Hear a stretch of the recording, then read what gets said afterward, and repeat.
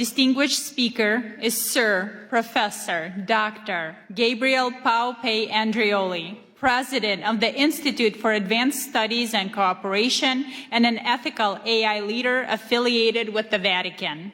A polymath in medicine and ethics, he addresses the shift from law to conscience, discussing the future of global governance.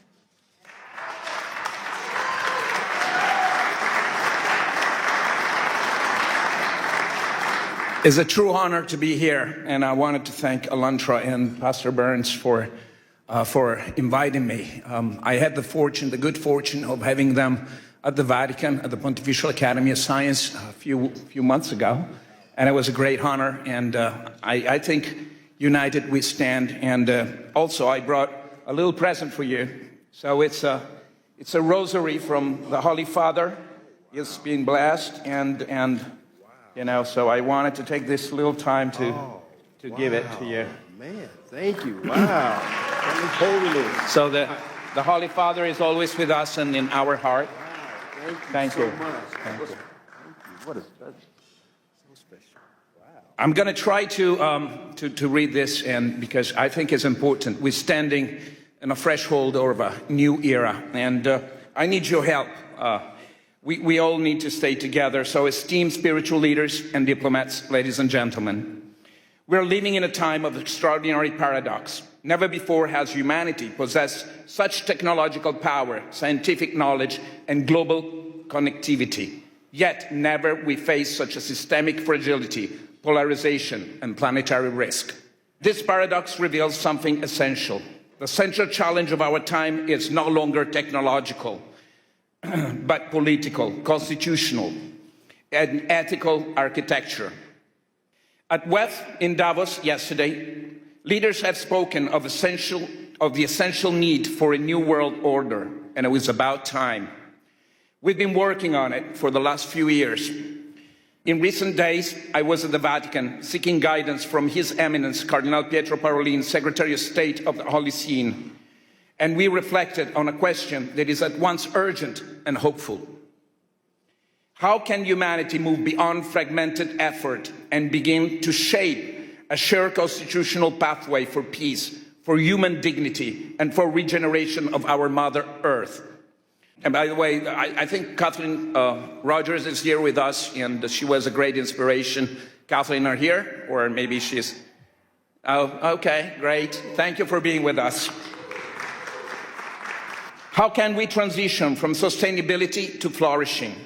The conclusion was clear. We must work together through institutions, through commitments, and through technological guarantees, because what humanity needs today is not merely a better tools, but a new framework of trust.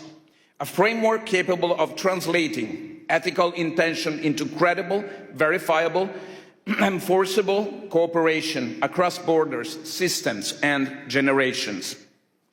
For many years, sustainability has guided political discourse.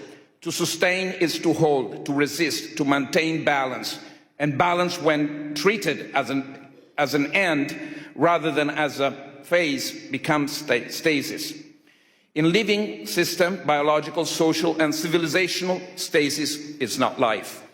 The challenge we face, climate instability, geopolitical conflict, inequality, and the concentration of technological power cannot be solved by containment alone. This is why we must move from sustainability to flourishing. Flourishing is not theoretic. It's a principle of governance. To flourish means to design economic, political, and technological system that generates more life, more dignity, more trust, and more shared prosperity over time. Sustainability asks, how do we survive longer? Flourishing asks, how do we harmonize and strive together? Flourishing is generative, and the pathway to flourishing is harmony. At the alignment of freedom with responsibility, innovation with ethic, sovereignty with cooperation, and progress with protection and trust. For the first time in human history, the vision is no longer confined to moral aspiration. We now possess the technological platform capable of making it real.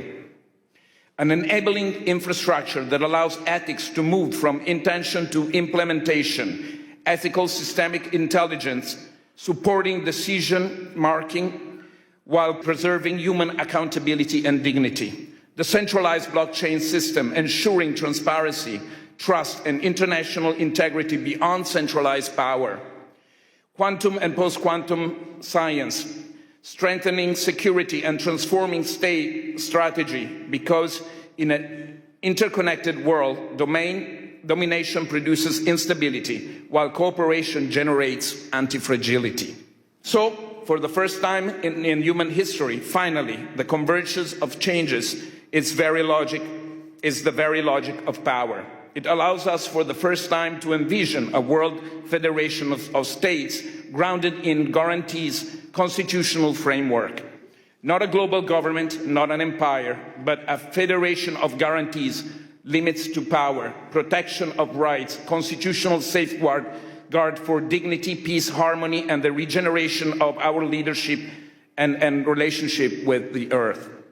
Peace has to be a strategic infrastructure. For too long, peace has been treated as a moral aspiration or a diplomatic outcome, but peace has failed repeatedly because it lacked the institutional and economic infrastructure. Almost there, don't cry. War remained profitable because peace was structurally weak, too dependent on personalities, too vulnerable to manipulation, too exposed to capture of institutions. That equation can now change. In the regenerative paradigm, peace becomes economically advantageous, strategically stabilizing, technically innovative, and socially resilient. Cooperation scales better than conflict. Trust multiplies economic and social value faster than fear. Regenerative systems outperform extract ones. In this model, peace is not only ethical, it's strategically and economically superior. But this transformation requires a decisive evolution of governments. Ethics must move from aspiration to architecture. It must be embedded by design.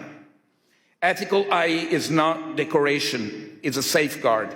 Decentralization is not ideology, it's institutional anti-fragility. Guarantees constitutionalism is not theory, it's a protection against systemic abuse of power. Without ethics, technology accelerates inequality and instability. With ethics, technology becomes an engine for flourishing.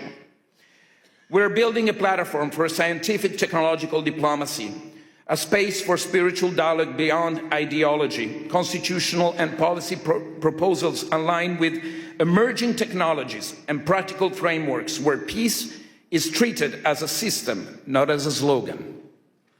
Not ideology, but governance. Not utopia, but institutional design. Not theory, but action. A constitution is not merely a text. A constitution is a shared commitment to the future. We believe that time has come to give momentum to a new guarantees constitutional pathway for peace, one that can be endorsed, undersigned, and advanced by institutions, leaders, and citizens of conscience. I therefore invite you all to engage, to follow this work, to contribute to it, to undersign it and encourage others to do the same, because the future is no longer something we merely debate. It is something we are now responsible to design together through policy, law, technology, and leadership. We started, let us embrace as a spiritual leader. We can. Let us build what is structured, safeguard, and regenerative for all of us and our children and future. Thank you all.